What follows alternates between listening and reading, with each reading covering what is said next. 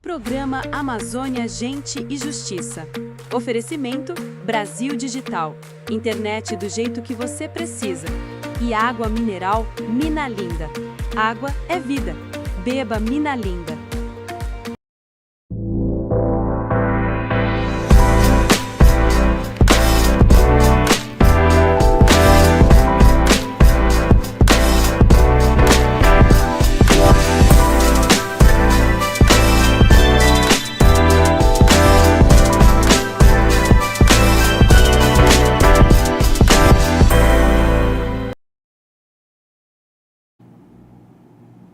Olá, seja bem-vindo, seja bem-vinda. Você já parou para pensar a respeito da importância da liberdade de ir e vir?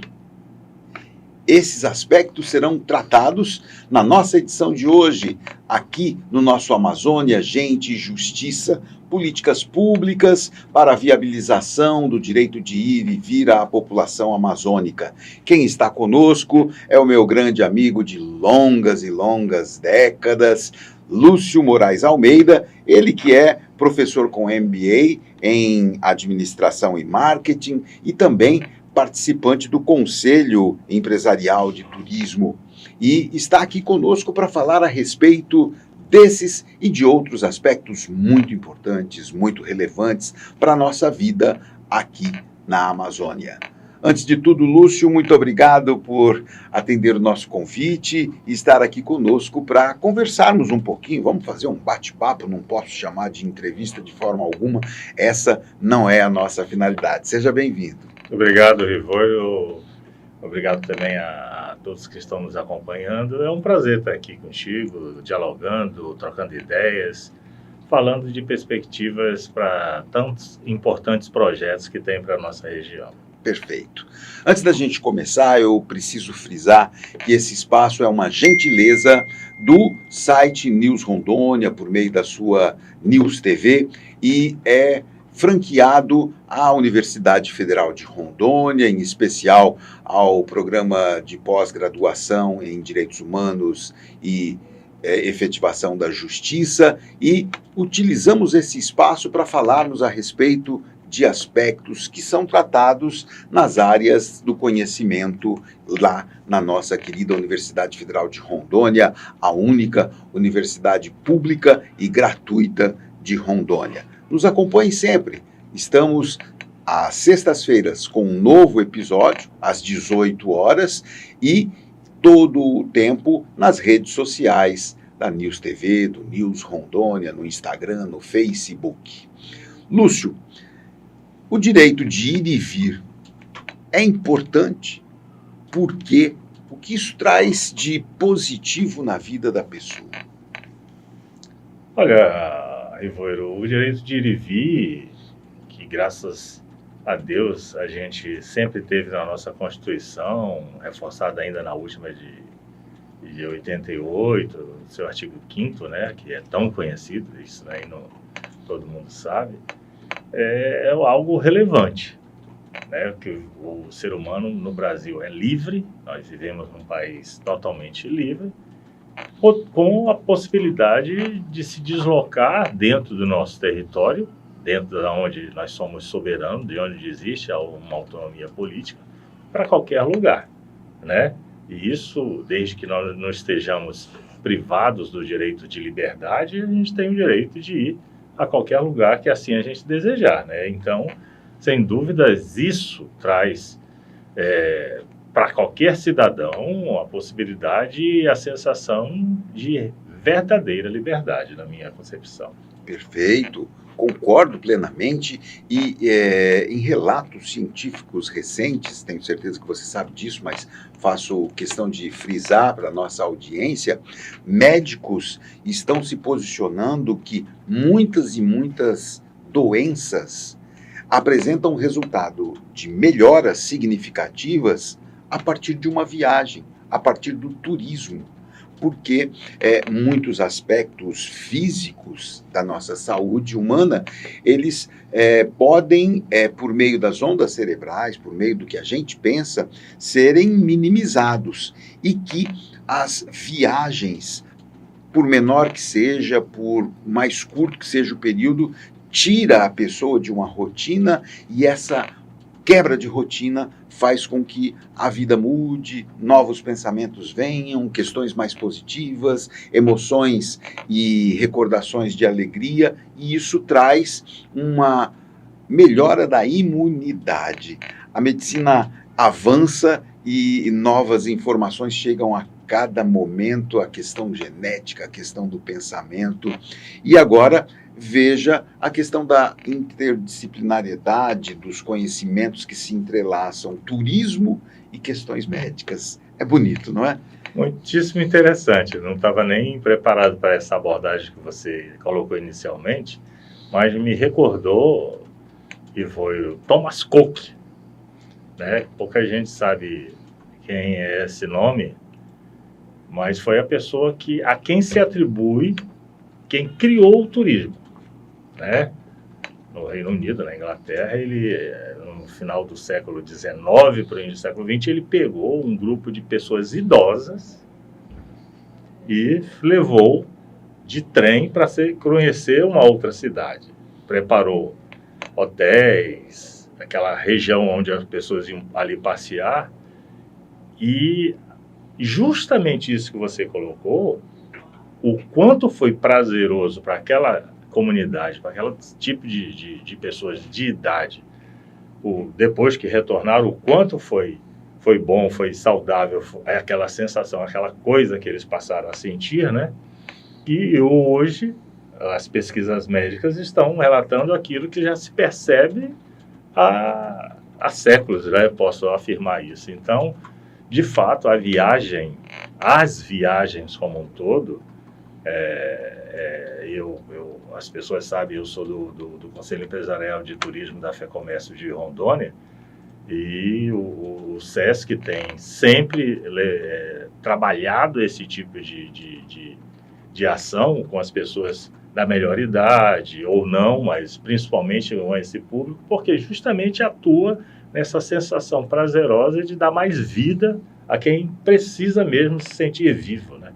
Até no momento em que a pessoa se prepara para viajar, as questões negativas são minimizadas, porque você foca em organizar a mala, o que vai, quem eu vou ver, antever as emoções, pesquisar sobre o lugar, sobre o destino, e assim por diante. Isso é muito bom. E já cria a sensação.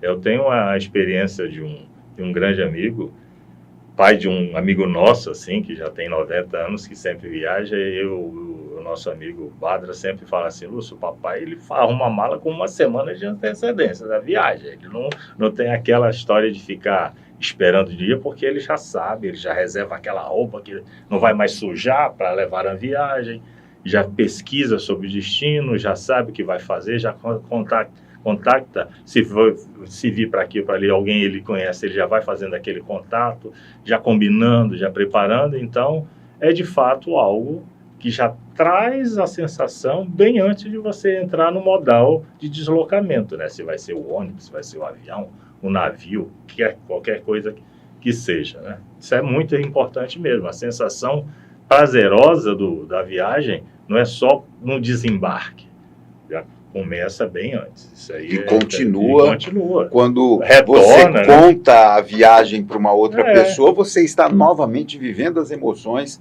dessa viagem feita. Isso aí é muito importante mesmo, né, ressaltar. As experiências que você vive numa viagem é algo assim, às vezes tem até algo que não foi tão positivo, mas aquilo traz para você um aprendizado que você leva para a sua vida e vai usar em qualquer outro lugar que você veja, mesmo ali, mesmo onde você mora, você tem uma experiência que te trouxe um aprendizado. Mas viajar, se deslocar, de fato, é um santo remédio para o espírito, para a cabeça, para o psicológico, para as emoções, só traz mais vida para a gente. Isso é, sem sombra de dúvidas, algo muito importante. A nossa intenção aqui é falar a respeito de políticas públicas que viabilizam essa condição das pessoas irem e virem com maior frequência, com maior facilidade, com maior rapidez, mas Antes de entrar nessa temática central, acho que a gente pode marcar também, me corrija se eu estiver errado, a questão que se tem do quanto o empreendedor tem melhoras nas suas atuações profissionais a partir de uma viagem, seja ela qual for, a questão de conhecer a cultura do outro, isso funciona, não funciona? Ah, sem dúvidas, a gente pode, porque, vamos lá, Igor, uma viagem, ela, como você já bem citou, ela já começa no planejamento do destino, para onde se vai, né? Você pesquisa ou você procura uma pessoa com mais experiência numa agência de viagens, ou pesquisa na internet, que hoje, no nosso tempo, era no Guia Quatro Rodas, né? Mas hoje já é na internet, tem tudo muito fácil e muito rápido. Você pesquisa aquele destino, ou às vezes muda, não, vou para outro, ou ouvi falar de destino tal que é muito bom, se é praia, se é serra, se é outra coisa, se é floresta, Pantanal, assim, que país que eu vou. Então, desde a sua pesquisa, você já começa a consumir. Não é verdade? Você, poxa, olha, tem experiências assim, assim, assado. Daqui a pouco você vai se deslocar, vai até um profissional que atende as viagens de ônibus, de avião, de navio, seja como for, você vai consumir um tipo de trabalho e vai ter experiências, relações de troca de comércios que vai te trazer certamente novos conhecimentos e novas experiências. E na viagem como um todo, então, aí a experiência é incrível, é muito grande. Você já começa a se relacionar desde de quando contratou o hotel, a ligação que você faz, se você vai contratar um apartamento de temporada, qualquer coisa similar, se você vai se deslocar por um aplicativo, por um táxi, ali você já tem contatos de experiências diferentes, como é que foi a abordagem, se a pessoa tratou com você algum assunto de uma outra forma que você não tem aquela visão, e você passa a absorver esse tipo de conhecimento. No hotel onde você vai se hospedar, a relação que você mantém desde a sua chegada até com as pessoas que te atendem num modo geral, na cozinha, no café da manhã, na limpeza do teu apartamento ou qualquer coisa assim, nos restaurantes que você frequenta ou vai frequentar, desde a abordagem na recepção, a pessoa que vai lhe atender, o garçom, o maître, o gerente, e por aí vai, né? Quando você contrata o serviço de um museu, de um teatro, tudo é conhecimento, é troca de experiência que o empresário vai ter e vai levar para empreender.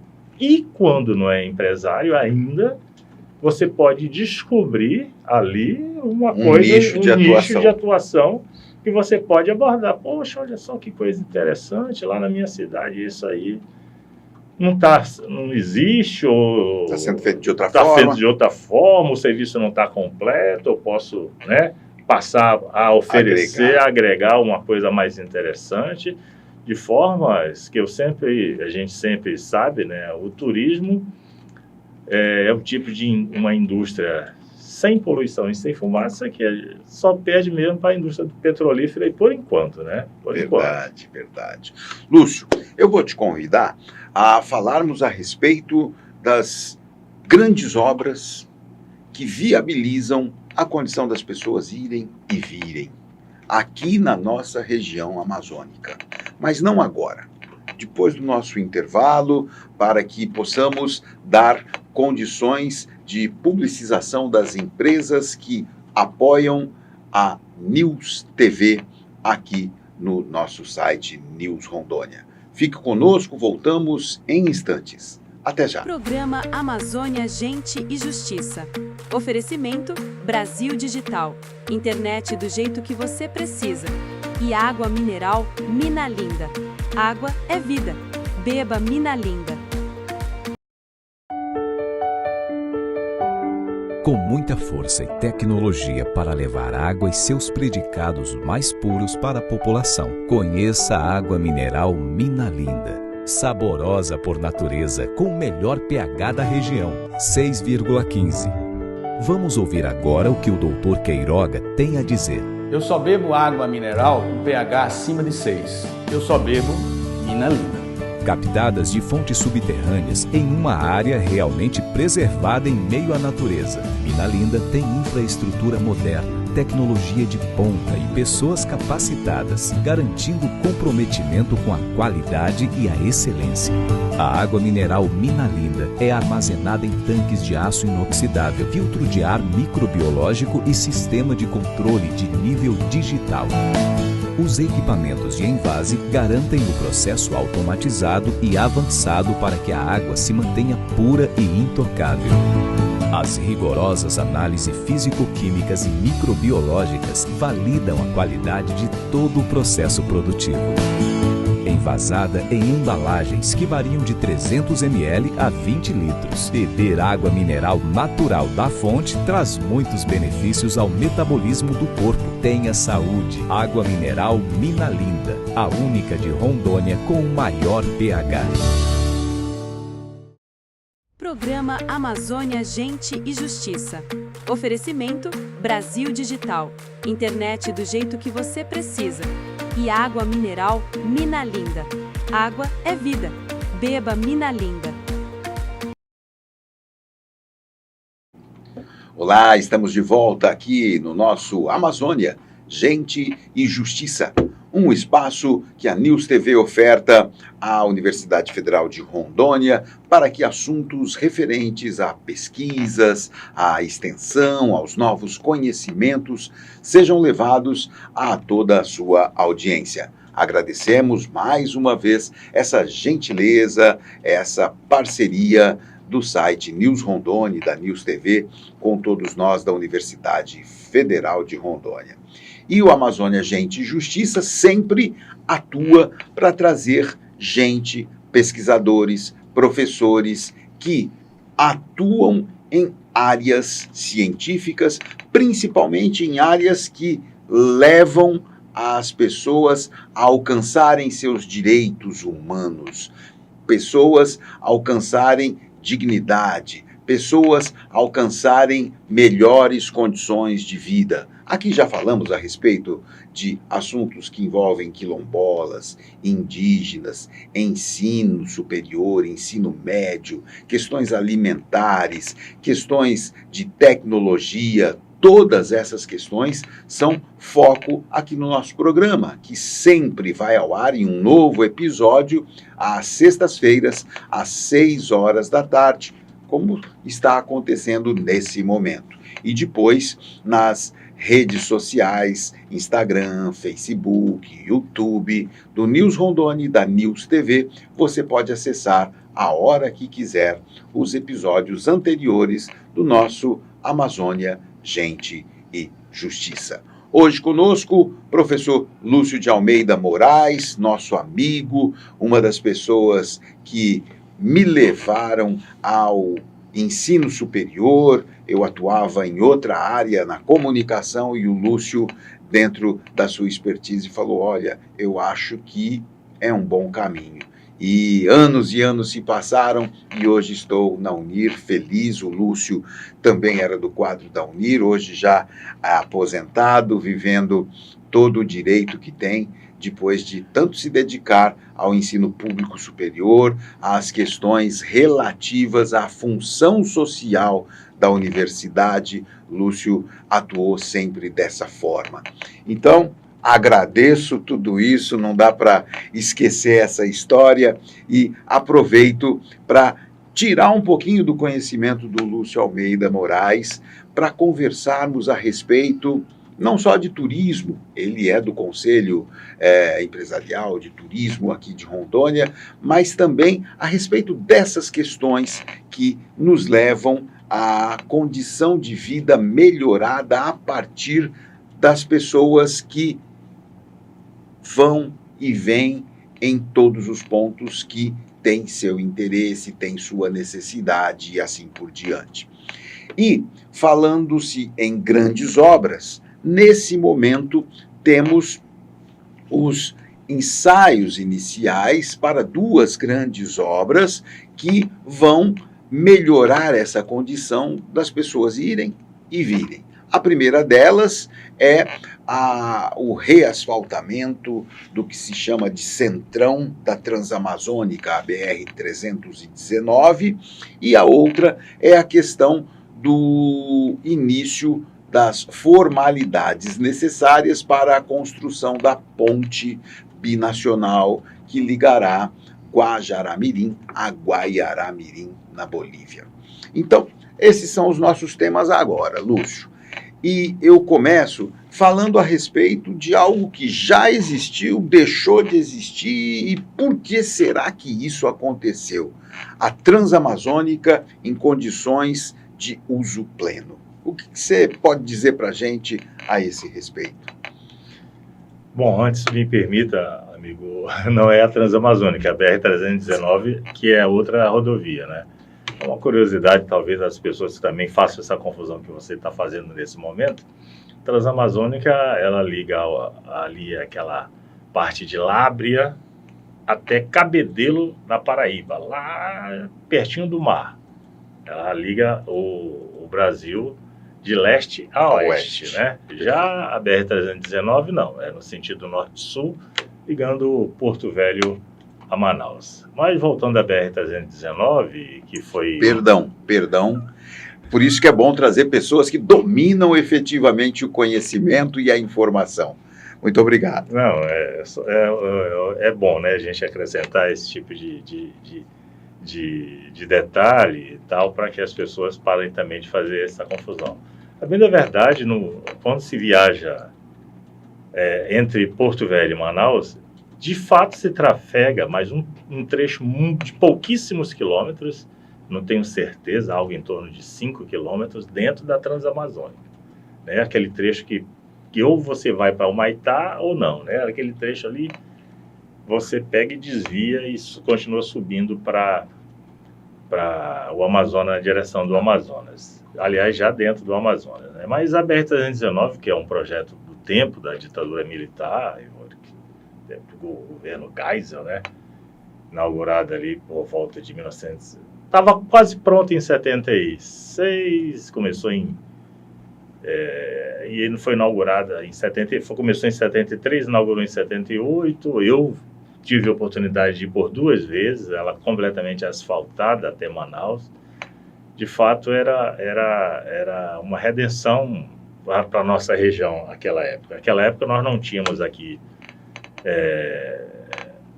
o trecho da BR-364 ligado por asfalto, nem na direção de Cuiabá, nem na direção do Acre, né? Então, era a redenção da gente para poder se deslocar.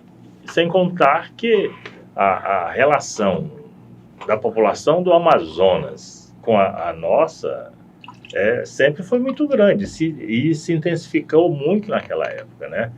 Já existia o traçado, mas o trajeto de barcos, a relação da navegação entre Porto Velho e Manaus, que chegava até Belém, até principalmente Santarém, não propriamente Belém, além dos barcos irem até Belém, mas principalmente até Santarém era muito grande, mas especificamente o povo de Manaus vinha e se radicalizou, se radicou aqui, né, e ao contrário também, mas mais o povo veio para cá, fez família e existia ainda no século passado ainda aquele trânsito de pessoas entre Porto Velho e Manaus era algo muito interessante.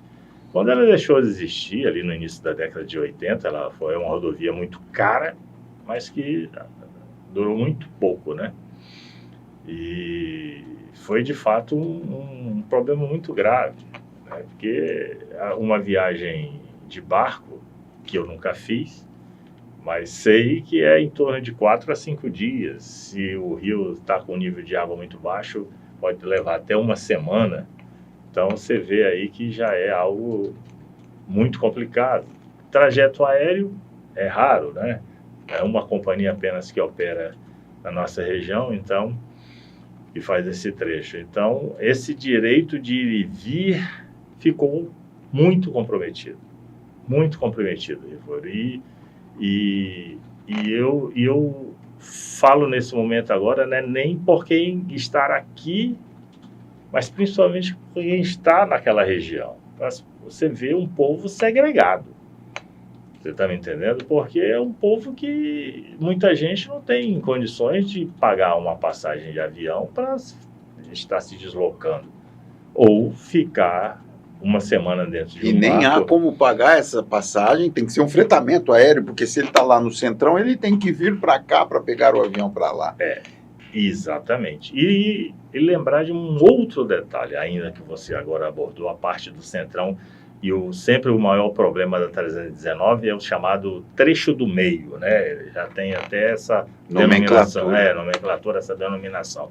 O trecho do meio, ele foi, digamos assim, povoado por pessoas naquele trajeto ao longo da BR que não são naturalmente amazônicas. Foram trazidas, incentivadas no tempo do governo militar, com o mesmo lema da Transamazônica que você citou no início desse bloco agora, do integrar para não entregar, né? Então, foi trazendo gente da região sul, principalmente, colocou ali, na esperança de que aquele povo fosse trabalhar, cultivar... E ser mantenedor da área. Para que tivesse o apoio de quem estivesse trajetando ali, né? Aquele trajeto ali, e acabaram que ficaram presos, largados naquela região, sobrevivendo, né? Às intempéries. A gente sabe que uma região, viver na região amazônica, a gente fala assim, olha, a gente vive na região amazônica, sim, mas a gente vive na capital com uma estrutura completa de cidade grande, de uma metrópole. Mas quem vive no meio da floresta é uma outra situação. A condição já é muito complicada. E sem esse direito, que a gente tanto fala, já começou o programa citando, é algo assim que deixa a gente assim, falei, poxa vida, a gente tem um papel social, uma dívida social e também um compromisso com aquele povo de ter um resgate, né? De ter condições de oferecer para ele algo que as outras pessoas também têm o direito, né? Que nós e pela isonomia, se um tem, todos deveriam ter, né? Ter direito à saúde, ter direito... Porque você não... Como é que vai? Uma pessoa adoece, uma pessoa tem aqueles problemas dos mosquitos, da malária, tem problema com animais peçonhentos, tem questão da alimentação, a educação daquelas crianças que estão naquela região, como é que fica, né? Então, é algo que a gente tem o dever social de estabelecer melhores condições para aquele povo que está naquela região. É isso aí, pelo menos é a minha opinião. Eu entendo de uma forma, e gostaria de saber se você concorda, que quando você não dá essa liberdade para a pessoa exercer esse direito, é um aprisionamento, ou seja, uma punição completamente descabida. É aquela condenação sem crime, né? Poxa, mas que crime que eu cometi para estar sendo condenado a essa segregação aqui? E eu aceitei um convite para uma vida melhor. Uma vida melhor, porque o que me foi dito, o que me foi prometido para eu vir, quando eu vim para essa região, não foi isso, né? Foi uma condição de pelo menos eu ter a facilidade de me deslocar, né? Então, de fato, as pessoas estão presas naquela região lá sem ter cometido crime algum, né?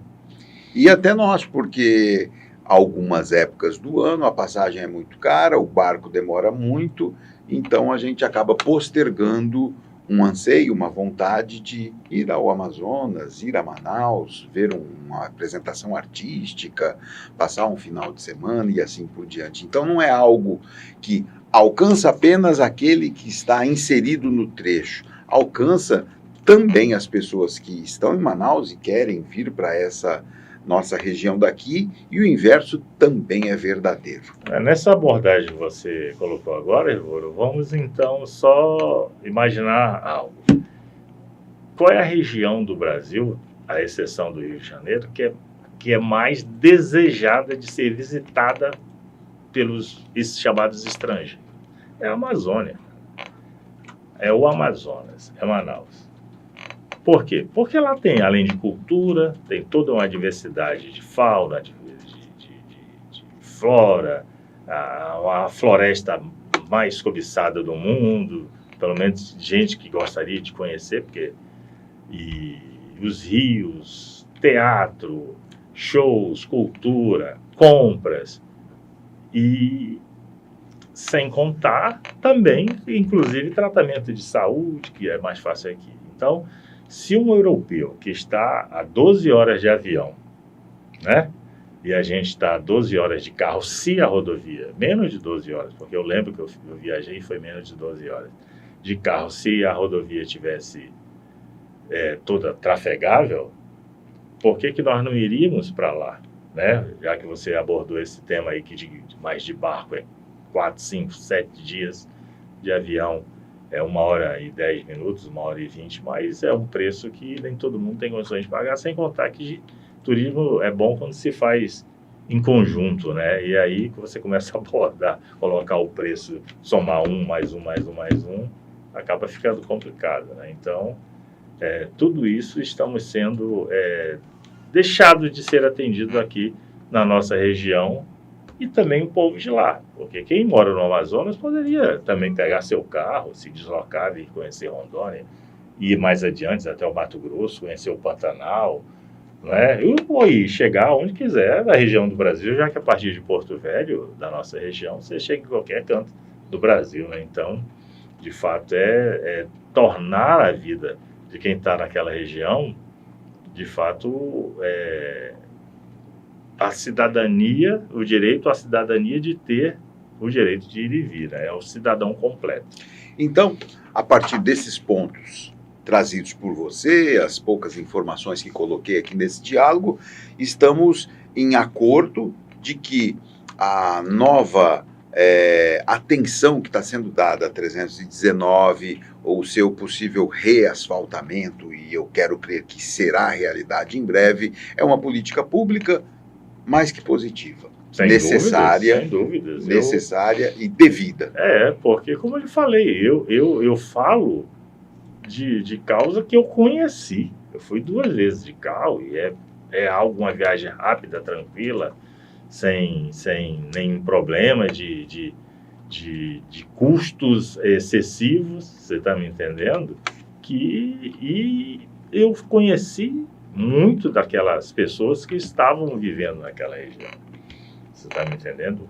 Ouço e li relatos dos problemas que essas pessoas passaram a ter depois que ali no final da década de 80, o trecho do meio passou a ficar intransitável por problema de manutenção. É, de fato, um problema grave a manutenção, uma rodovia no meio da floresta. É grave. Mas é caro, mas hoje a gente, além de já ter tecnologias, estruturas, o país oferece, a gente tem as maiores construtoras do mundo estão no Brasil, tecnologia a gente tem, então eu penso que hoje é uma outra realidade fazer a manutenção dessa rodovia depois que o trecho do meio de novo estiver totalmente concluído. Tento até minimizar esse problema, encerrando com uma nova pergunta. É difícil, é caro, mas talvez a privatização, depois da entrega em perfeitas condições de uso, seja uma viabilização, já que estamos passando por essa mesma questão na 364, a BR-364, no trecho Porto Velho-Vilhena, já está privatizada. Sem dúvidas. A experiência que o país tem já em privatização pode, sem dúvidas, levar esse trajeto a entregar para a iniciativa privada, que certamente tem know-how e experiências para tocar essa rodovia, tal qual faz com as diversas que existem no Brasil, que quando entregue a iniciativa privada, a gente reclama, tem pedágio, não sei o que, tem, mas a gente pelo menos trafega com bastante tranquilidade, né? Isso aí, sem dúvidas, é algo que eu também apoio. Com algum aspecto de ampliação exacerbada, Lúcio Moraes é uma das pessoas que tem maior quilometragem na travessia do rio que separa Guajará-Mirim de Guaiará-Mirim. E em breve isso vai terminar. Por isso ele está aqui para fazer mais algumas viagens de lá para cá, daqui para lá. Ele adora a cultura boliviana, adora estar entre esse povo que é tão próximo da gente, que é um povo que traz tantas questões positivas. E eu quero conversar com ele no último módulo desse encontro de hoje, a respeito da construção da ponte que vai ligar por Guajará-Mirim a Guaiará-Mirim, e aí não vai ser mais preciso atravessar de voadeira, que é o que a gente chama aqui como transporte local aqui nos rios da Amazônia. Voltamos daqui a pouquinho, continue com a gente, somos Amazônia, Gente e Justiça. Programa Amazônia, Gente e Justiça. Oferecimento Brasil Digital. Internet do jeito que você precisa. E água mineral Minalinda. Água é vida. Beba Minalinda.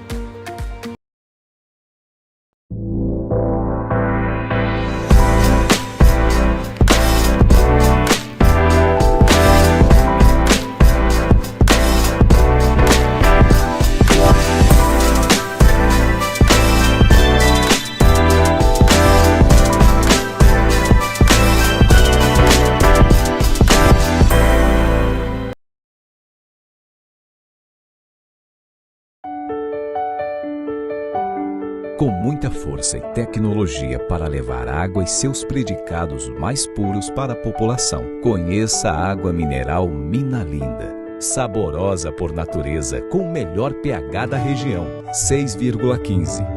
Vamos ouvir agora o que o Dr. Queiroga tem a dizer. Eu só bebo água mineral com pH acima de 6. Eu só bebo Minalinda. Captadas de fontes subterrâneas em uma área realmente preservada em meio à natureza. Minalinda tem infraestrutura moderna, tecnologia de ponta e pessoas capacitadas, garantindo comprometimento com a qualidade e a excelência. A água mineral Minalinda é armazenada em tanques de aço inoxidável, filtro de ar microbiológico e sistema de controle de nível digital. Os equipamentos de envase garantem o processo automatizado e avançado para que a água se mantenha pura e intocável. As rigorosas análises físico-químicas e microbiológicas validam a qualidade de todo o processo produtivo. Envasada em embalagens que variam de 300 ml a 20 litros. Beber água mineral natural da fonte traz muitos benefícios ao metabolismo do corpo. Tenha saúde. Água mineral Minalinda, a única de Rondônia com o maior pH. Programa Amazônia, Gente e Justiça. Oferecimento Brasil Digital. Internet do jeito que você precisa. E água mineral Minalinda. Água é vida. Beba Minalinda. Estamos de volta, Amazônia, Gente e Justiça, com você aqui na News TV, do nosso site News Rondônia. Sempre um espaço para que a gente fale a respeito de condições, de inovações, de novos assuntos científicos, de atuações públicas para melhoria das condições de vida da nossa gente aqui da Amazônia. Hoje conosco, Lúcio de Almeida Moraes, professor com MBA em áreas da administração, profundo conhecedor das temáticas de turismo, membro do Conselho de Turismo aqui de Rondônia, e estamos conversando a respeito de ações, políticas públicas, desenvolvimento por meio do turismo. E agora eu gostaria de convidar você, Lúcio, para a gente conversar um pouquinho a respeito dessa questão que nos leva à construção da ponte que vai fazer com que tenhamos ligação terrestre entre Guaiará-Mirim e Guajará-Mirim. É positivo? Vai mudar a vida na região? O que você acha que vai acontecer? Positivo que eu penso que não se ouviu, eu acho, pelo menos o que eu tenho acompanhado na mídia, nenhuma voz contrária a esta obra, né? Até porque, como você mesmo citou no bloco anterior, antes do nosso intervalo, eu que fui na Bolívia pela primeira vez, eu tinha 8 anos de idade, aí há mais de 20 anos? Com certeza. Então, e depois eu voltei muitas vezes, né? Então eu sei da importância que essa obra vai trazer, e do quanto de desenvolvimento essa obra vai trazer. Então, penso que só coisa positiva para aquela obra e aquela história, né? Você que também está aqui já há muitos anos, já tinha ouvido falar dessa obra já há vários anos. Provavelmente até você, quando foi na Bolívia pela primeira vez, acho que foi até comigo também, e sabe que a importância que isso vai trazer, não só para o lado boliviano, para o lado brasileiro, mas o quanto que essa região, aquela região do oeste brasileiro, para a ligação com o país vizinho, é importante e o tanto de desenvolvimento que vai trazer para a nossa região. É tão importante que tem até um tratado que foi firmado entre Brasil e Bolívia há mais de um século para que a Bolívia precisasse tivesse condição de alçar o aspecto de ligação com o Pacífico de maneira mais rápida, de maneira... Historicamente, quando se fala que a Bolívia ficou sem saída para o Pacífico, né, que o Peru fechou aquela região onde era a saída da Bolívia para o Pacífico, e foi prometida uma saída para o Atlântico, via essa nossa região. É o Tratado de Petrópolis, que as pessoas ainda podem lembrar. E, de fato, houve inicialmente a construção da estrada de ferro, depois também já abandonada desde o século passado, a história das terras do Acre que foram cedidas ao Brasil em razão nesse tratado, nesse acordo entre o Brasil e a Bolívia, e o Peru também estava no meio, e essa ponte vai, eu acho que pelo menos, de fato, consolidar todo esse trabalho que começou-se naquela época, né? E, de fato, manter a Bolívia com essa ligação segura, que a partir da Bolívia chegará até ao Madeira, que daí do Madeira para o mundo é uma viagem segura, garantida, que é o que foi acertado no tratado. Acho que até reflexos imobiliários podem surgir a partir dessa condição das pessoas acessarem, irem mais. Eu acho que Guajará-Mirim, Nova Mamoré, terão um realinhamento do preço do metro quadrado. E assim infelizmente, Guajará-Mirim, que andou perdendo muito, né, perdeu a quantidade de habitantes que Guajará-Mirim já teve para o que tem hoje, perdeu bastante. As pessoas começaram a sair daquela região, ir embora e tal. É uma possibilidade de a gente, de fato, começar a reaver a importância que aquela região tem para o estado de Rondônia, Nova Mamoré também, e todo mundo vai sair ganhando. E agora me parece que o tratado, né, o convênio, aliás, já foi formalmente assinado, os aspectos de autorização estão sendo buscados e em breve vamos ter essa condição de chegar a Guaiará-Mirim de maneira mais rápida e as pessoas de Guaiará-Mirim virem a Guajará-Mirim, a Porto Velho e assim por diante em busca de seus anseios. Não é uma obra fácil, não é? Nem rápida, e mas nem tão sai, rápida. né? O recurso já foi alocado, né, no PAC, são aproximadamente, acho que uns 430 milhões por aí. É uma ponte significativa, ela é bem grande, maior inclusive do que essa que a gente tem aqui em Porto Velho, que atravessa o Rio Madeira, mas sem dúvidas muito importante para a região, vai ser um novo templo para aquela região de Guajaré-Mirim. Veja bem que a gente que é daqui de Porto Velho mesmo, tem um chamego ali, uma relação íntima muito grande com o Guajaré-Mirim.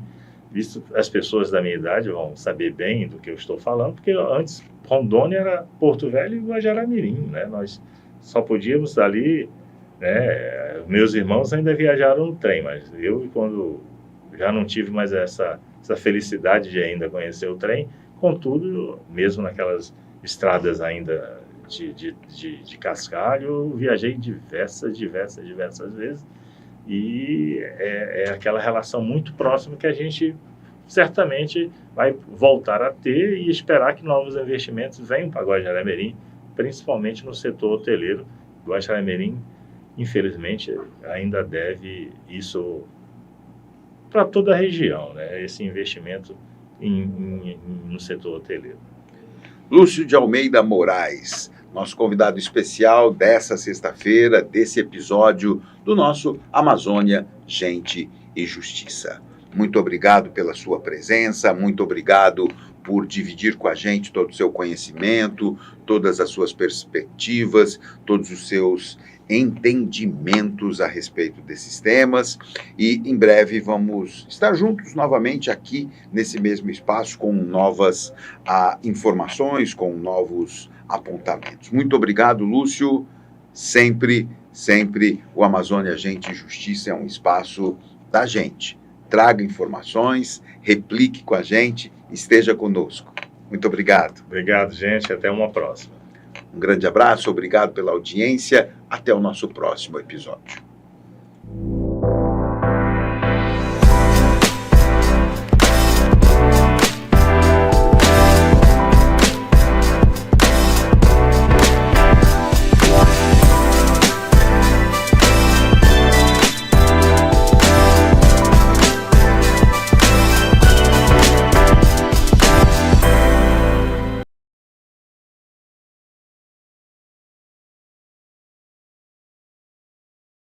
Programa Amazônia, Gente e Justiça.